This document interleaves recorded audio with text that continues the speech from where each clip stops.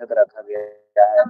सभी भक्त आए हुए हैं। आप सभी हमारे आज की इस पावन अवसर लाइव में जुड़े और बाबा भोलेनाथ जी के चरणों में झुककर और गुरु बाबा भोलेनाथ दोनों सेम है और आप सभी इस पावन अवसर में बैठकर पूजा स्थल पर आप सभी देखकर शामिल हुए। हर हर महादेव।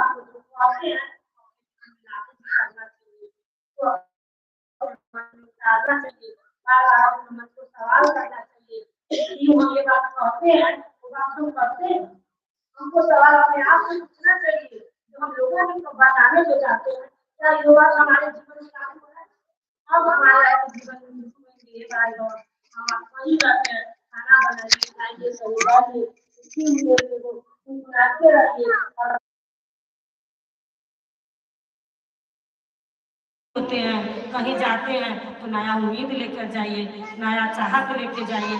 उस दिन भजन में बैठक हुए हम उसके 3 दिन के बाद गए तो हमको बहुत खुशी हुए भाई बहन अगर हुए जो वहाँ के सभी दीदी अपने अपने पति को बुला कर लाए थे।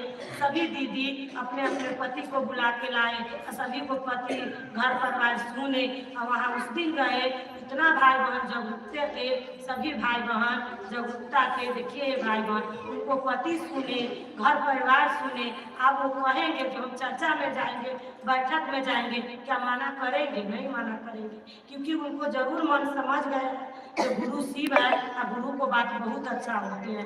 तो हम आप कहीं जाए तो अपने घर परिवार को सुनाए समझाए जो बात लेकर जाते हैं वो सभी में डालें तभी हमारा आपको गुरु को काम आगे बढ़ेगा तभी हम आप गुरु को काम कर पाएंगे न तो हम आप दौड़ते रह जाएंगे रिजल्ट नहीं मिलेगा। रिजल्ट जब मिलेगा तो सभी को बताएंगे इससे हम लागू करेंगे। विशेष क्या बताएं इतना ही बात करते हुए सभी बात को पूछेंगे। ठीक है मीरा दीदी को पास दीदी अच्छा ठीक है। गुरुदया से दीदी ने बहुत सुंदर विचार दिया। आप सभी भाई बहन सुने होंगे अभी बाजपट्टी प्रखंड के अंतर्गत ही भदियन गांव पड़ रहा है। वहाँ के गुरु भाई गुरु बहनों ने बोले कि भैया हमारे यहाँ एक विचारशाला होना चाहिए तो गुरु का कार्य और बढ़ेगा। हम लोगों ने बोले कि ठीक है विचारशाला का समय दे दिया गया। लगभग जो अभी उपस्थिति देख रहे हैं ना लगभग इसी के रेंज से लगभग मानिए ना अभी जो उपस्थिति इससे थोड़ा ही कम रहा होगा। इतना उपस्थिति वहाँ था उसके बाद भी हमको इतनी खुशी आई कि वहाँ के बहुत सारे जो संवेदनशील गुरु भाई लोग हैं जो शिव को गुरु नहीं बनाए हुए बुद्धिजीवी लोग भी उन लोगों ने भी कुर्सी लगा के बैठे थे और उन लोगों से हम लोगों ने बोले कि किसी प्रकार का प्रश्न जिज्ञासा है तो आप बोला जाए। वो बोले यूं ही हमको आप लोगों ने बोलते गए और हम लोग का सब भी प्रश्न जिज्ञासा सब होते गया। आप लोगों ने जो विचार दिए हैं गुरु भाई गुरु बहना ने ये नहीं कि मैं बोला कि आप लोगों ने जो विचार दिए हैं इसी तरीके का विचार समाज में होना चाहिए। इतने सारे लोग थे और इतने लोग खुश हुए मैं हम लोगों ने सोच के दंग रह गए क्यों ये तो गुरु की दया है। हम लोगों ने भी चाहत बनाए नई उम्मीद के साथ कि सभी जगह गुरु का काम बढ़े। चलिए इस कड़ी को आगे बढ़ाते हुए हमारे आदरणीय उमा गुरु भाई इनसे भी हम लोग कम ही समय में सुंदर विचार सुनेंगे कि कैसे गुरु का कार्य हम लोग को करना चाहिए कैसे बढ़ेगा। गुरुदेव सर्वप्रथम शिव गुरु के चरणों में प्रणाम साहब दीदी के चरणों में प्रणाम आगंतुक शिव शिष्या शिव से प्रेम करने वाले सभी भाई बहनों को चरणों में मेरा प्रणाम। देखिए हम लोग कोई भी आदमी चाहेगा कि हम अकेला काम कर ले तो नहीं हो सकता है। महादेव की जब तक दया नहीं होगा आपके अंदर में महादेव की दया होने के बाद आप लोग खुद चलने लगिएगा क्योंकि पावर उधर से मिलता है। तो पावर लेने के लिए आप खड़ा होइएगा तब पावर मिलेगा ना। घर बैठे पावर नहीं मिलता है क्योंकि साहब ने जिस चीज को हम लोग को दिया है इतना सस्ता चीज तो नहीं है क्योंकि सदियों से हम लोग के खानदान का खानदान बाबा दादा ने इस चीज को जाना ही नहीं। जिस चीज को हम लोग जान करके गांव-गांव में जाकर के इस काम को कर रहे हैं क्यों कर रहे हैं इसके पीछे कारण क्या है। हर आदमी के जीवन में सुख मिलता है, शांति मिलता है, दुख मिल रहा है। अगर ऐसा होता तो कोई आदमी यहाँ क्यों आया? आने के कारण यही है कि उसके जीवन से दुख मिट रहा है। अगर दुख मिट रहा है तो भैया याद रखिएगा, हमारा बहनों से अनुरोध है, इस काम को कभी भूलेंगे नहीं, क्योंकि भूलिएगा तो समझ लीजिए कि महादेव दो धारी तलवार है। फायदा भी देते हैं तो नुकसान, मतलब कि आपको परेशानी होना शुरू हो जाता है। क्योंकि हम खुद देख रहे हैं, पहले जो किया आज नहीं हो रहा है, नहीं हो रहा है तो परेशानी हो रहा है। इसलिए सभी आदमी मिलकर के इस काम को करना जरूरी है, क्योंकि जब तक ले करिएगा नहीं तब तक ले नहीं हो पाएगा इस काम को। क्योंकि अकेला किसी के बस की बात नहीं है। पूरे संसार को एक एक आदमी को बताना है। क्यों बताना है? साहब दीदी बोल करके गए हैं कि पत्ता पत्ता को बता करके जाएंगे। तो आप लोग हैं, हम लोग हैं, साहब चले नहीं गए हैं। याद रखिएगा, पहले से ज्यादा काम हो रहा है और पहले से ज्यादा शक्ति मिल रहा है। क्योंकि दीदी साहब एक जगह हो गए, महादेव एक जगह है, तो शक्ति तक तीनों तरफ से ना आता है। अगर तीन तरफ से तीन शक्ति मिला करके अपना भी उसमें जोर थोड़ा लगा दीजिएगा तो चार शक्ति हो जाइएगा, और चार शक्ति मिल करके काम करिएगा तो ज्यादा से ज्यादा फायदा मिलना हो शुरू हो जाएगा। अगर ज्यादा फायदा मिलना होगा कब?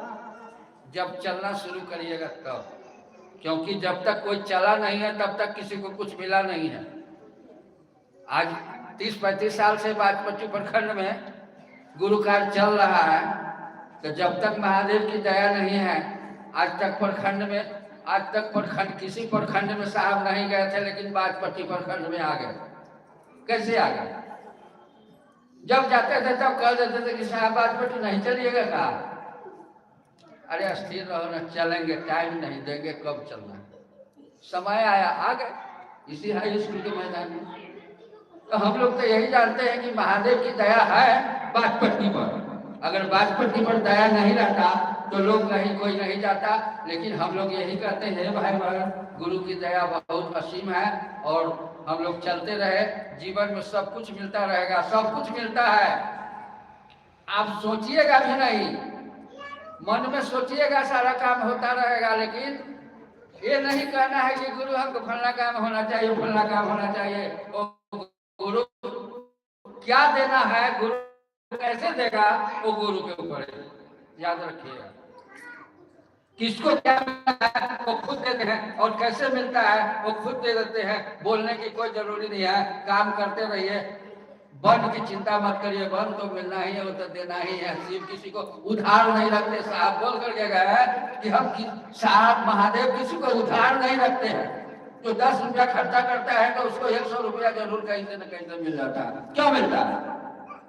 हम लोग करके देखा है, पाया है, अभी पा रहे हैं, उनकी दया।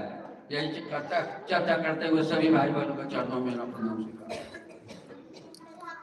गुरुदया से गुरुभाई ने बहुत ही सुंदर विचार दिए हैं, हम सब भाई बहन ने सुने हैं। यह विचार को सिर्फ सुन लेने से नहीं होगा, हम अपने आप के जीवन में उतारेंगे तब होगा।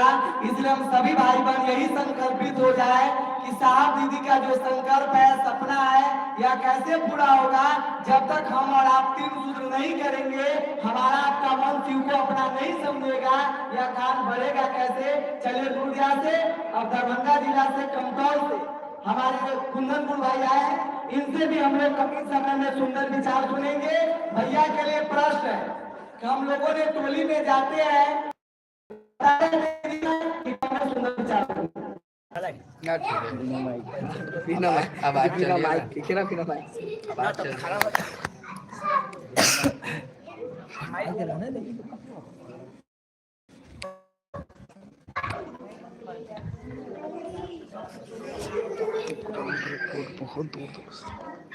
उपस्थित आप सारे गुरु भाई बहनों को मेरा प्रणाम। देखिए भाई बहन, टोली में हम लोग से जाते हैं, सबसे पहले इस बात को समझिए कि टोली में जाइएगा, किसी भी आदमी से मिलिएगा, एक आदमी किसी दूसरे आदमी से नहीं मिलता। टोली में ही नहीं, कहीं भी आप अपने घर परिवार में भी रहते होइएगा, आपकी सोच, आपके 4 भाई हैं, या दो भाई हैं तो दोनों भाई की सोच एक की विचारधारा से दूसरे की विचारधारा नहीं मिलती, चाहे वो खाने पीने की हो या सोने की हो, बैठने की हो, उठने की हो, हर चीजें अलग अलग आदमी एक ही काम को करता है। दूसरी बात कि यहाँ गुरु एक है, महादेव गुरु की शिष्यता में, शिव गुरु की शिष्यता में गुरु एक है। तो गुरु एक ही है जिसका नाम महादेव है, आप भी जानते हैं, तो वह भगवान के रूप में है। और दूसरी बात की जो भगवान के रूप में है, जो पूरी दुनिया को सृष्टि किया और उनको हम आप गुरु माने, वही आज सबसे बड़े दानी के रूप में सबसे बड़े ज्ञानी भी है, मैंने सबसे बड़े ज्ञानी के रूप में और उनका शिष्य बनने चले। और नियम है कि स्कूल में नियम मास्टर का चलता है, ये नियम है। कहीं भी विद्यालय का नियम भी होता है, स्कूल में सरकारी संस्था का भी, प्राइवेट संस्थानों का भी, हर विद्यालय का यही नियम रूल और रेगुलेशन है कि स्कूल में मास्टर का नियम चलेगा। बात को समझते जाइए, यानी नियम मास्टर का चलेगा। और रही खाने पीने की बात है जो गुरु भाई बोल रहे थे, तो जैसे ही गुरु महादेव हो तो नियम किसका चलेगा? मास्टर का चलेगा। तो यानी अर्थात गुरु का चलेगा, महादेव का चलेगा। और महादेव को क्या कहा गया? जगत गुरु। यानी जगत का मतलब होता है संसार, और गुरु का मतलब होता है अंधकार से प्रकाश की ओर लिए जाने वाला। यानी इस जगत की जितनी चीजें हैं, हम अपने जीव जंतु पशु पक्षी सारी चीजों को, हर जीव को ये अधिकार है कभी कि उसको जगत गुरु से वो अपना गुरु बना सकता है, हम ही को नहीं। ये पेड़ पौधे जितने भी जीव जंतु है सारे उन्हीं की है और सबको ये अधिकार है। हम आप खाते हैं ना मीट मछली चाहे जो भी चीजें, जिसको मान लीजिए कि मेडिकल साइंस कही या कोई चीज आपको कहता नहीं खाने की, लेकिन महादेव ने इस पर कोई नहीं, गुरु के रूप में उन्होंने कुछ भी नहीं कहा। क्यों? क्योंकि वो जगत गुरु है। जगत गुरु के नियम जैसे सरकारी स्कूल है, लिखा हुआ है कि मान लीजिए कि राष्ट्रीय प्राथमिक विद्यालय बात करती है, ठीक है, और उस पर नीचे में लिखा रहेगा कि प्रत्येक बच्चे पर फीस 200 रुपये महीना चलेगा, नहीं चलेगा। आप भी जानते कि नहीं चलेगा, घोर का अभी जुलूम हो जाएगा। आप ही कहिएगा कि घोर जुलूम हो रहा है, तो सरकारी स्कूल में 150 रुपया महीना लग रहा है, लिखा है, कहिएगा कि नहीं? तो ठीक उसी तरह से ये घोर जुलूम है। घोर जुलूम कि महादेव जगत गुरु है, और जगत गुरु के रूप में अगर हम कुछ कहेंगे कि ये चीज पकड़ के आना है या ये चीज छोड़ के आना है, महादेव अगर बोलोगे तो ये घोर जुलूम हो जाएगा। उसी तरह जैसे विद्यालय में लिखा गया कि 150 रुपये महीना देगा क्या, तो ठीक वही तरह से नियम जगत गुरु के रूप में वो कुछ फाउंडेशन लगाते ही नहीं है। पहला बात यह है। दूसरी बात है कि कंगन को अच्छे उसी प्रश्न में उसमें और हाथ है कि कंगन को भी मैंने अछूत करते हैं, कहा अभी बोल रहे हैं, यानी कंगन को अछूत आप करते हैं, यानी उसको अछूत कर रहे हैं। पहली बात तो ये हुआ कि जगत गुरु के रूप में वो कुछ बोलते ही नहीं है, आपको जो करना है करिए। मात्र गुरु ने जो कहा गुरु आज्ञा गुरु आदि होता है, गुरु ने जो कहा इस काम को करने को, तो गुरु ने क्या कहा? जाओ दूसरे को बताओ, समझाओ, सुनाओ, दूसरा लोग सूर्य शिष्य बनेगा, तो इस काम को करना है। और रही बात उसका एक और उसी में प्रश्न कोई अगर आपको करे कि अपने भी अशुद्ध हो रहा है, कंगनों को अशुद्ध कर रहा है। अब यह बात समझिए कि यह जो कंगन है ये है क्या? कंगन को रुद्राक्ष कहा गया है। सबसे पहले कंगन रुद्राक्ष के दाना से कंगन का नाम पड़ता है, तो एक दानों से अधिक दाना, उसमें संगठित दानों का नाम कंगन होता है, ठीक है। एक दाने से अधिक हो, यानी 2 हो, 4 हो, 10 हो, 20 हो, 2000 हो, 10,000 हो, जब एक दाने से जैसे दूसरा दाना एक साथ संगठित होती है, यानी दोनों मिलेगी तो उसका नाम कंगन होगा। लेकिन जब रुद्राक्ष का एक ही दाना हाथ में अगर रख दिया जाए तो उसका नाम कंगन नहीं होगा, उसका नाम रुद्राक्ष का दाना होगा, ठीक है। इस बात को भी समझिए कि एक दाना का नाम रुद्राक्ष का दाना होता है। वही रुद्राक्ष का दाना जब एक दानों से अधिक दानों के साथ पिरो दिया जाए, घुट दिया जाए या रख दिया जाए, हमें सीधे रख दिया जाए नहीं, जब तक एक साथ उसको पिरोहा नहीं जाएगा, यानी माला की तरह उसको घुटा नहीं जाएगा, तब तक वो उसका नाम रुद्राक्ष का दाना रहेगा, ठीक है। यानी जैसे ही घुटा गया, एक दाना 2 दाना में घुटी, 2 दाना एक साथ अगर घुट गया तो उसका नाम हो गया कभी कंगन, ठीक है। और रही बात की बना कौन सी करना है, यानी कंगन से बना तो रुद्राक्ष के दाना से बना, और रुद्राक्ष है क्या? रुद्राक्ष महादेव के आंसुओं से कहा गया, कैलाश की कहानी है, इतना समझिए कि रुद्राक्ष महादेव के आंसुओं से बनी हुई। तो एक पौधा है जिसका उससे फला, उसका नाम रुद्राक्ष का डाला।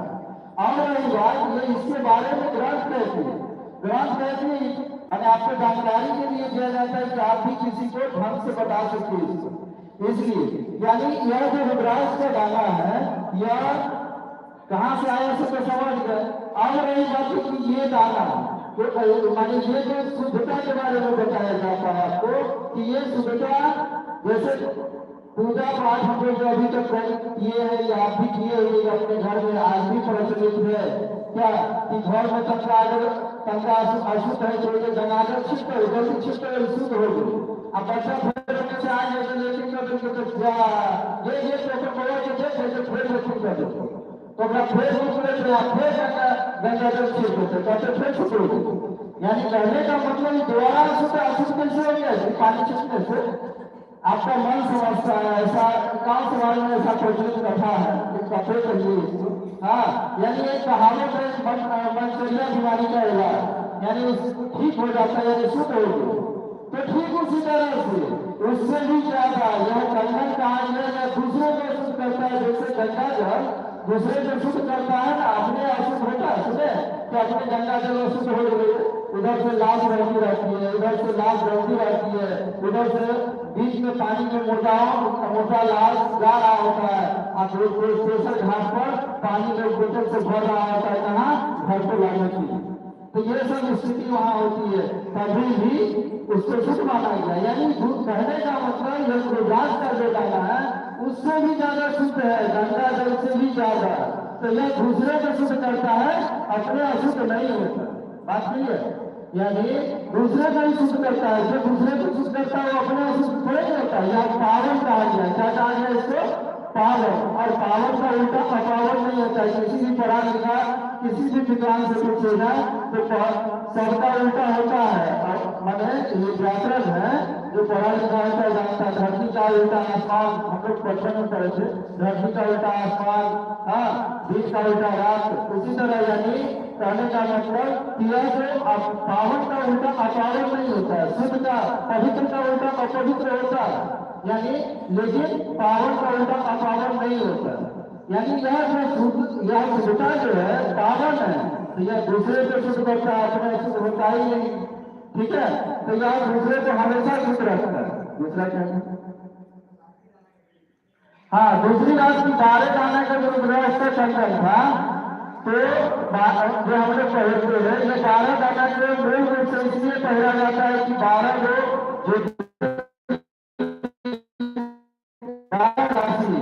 12 ज्योतिर्लिंग किससे कहा गया जैसे सोमनाथ केदारनाथ बद्रीनाथ है ना काशी विश्वनाथ रामेश्वरम धाम जो इस तरह से 12 का ज्योतिर्लिंग है पूरे ज्योतिर्लिंग भारत में कहाँ है भारत के छोड़ के दूसरे किसी भी देश में नहीं है। जिस देश में आप रहते हैं अभी है उसी देश में 12 ज्योतिर्लिंग है और 12 ज्योतिर्लिंग हर राज्य में अलग अलग है। ठीक है एक राज्य में दूसरे एक राज्य में दो कहीं नहीं तो 12 ज्योतिर्लिंग है। और दूसरी बात रह गई कि 12 ज्योतिर्लिंग समझ गया ना कि 12 को 12 जो ज्योतिर्लिंग 12 राशि किसको कहा जाता है जैसे कन्या राशि मिथुन राशि होता है ना कुल राशि तो वह राशि हुआ 12 को राशि। और सूरज से एक ही है सूरज जो बीच भर में उगता है तो सूरज एक ही है लेकिन उसकी प्रकाश है वो है उसकी 12 है। देखिएगा सूरज सुबह में कुछ अलग कलर रहता है शाम में कुछ अलग रहता है दोपहर में कभी अलग रहता है कभी कभी देखते हैं कि नहीं बरसात के टाइम में देखिएगा लाल कलर का दिखता है आता है कि नहीं कभी कभी। यानी जो उसकी प्रकाश पूरी है पूरी तरह से उसको काउंट करिएगा जो किताबें कहती है उससे पूरे 12 तरह यानी 12 ज्योतिर्लिंग 12 राशि 12 सूरज का प्रकाश ये तीनों के अनुरूप माना गया है 12 दाना का रुद्राक्ष का पत्र। और इसी के लिए 12 को तीनों का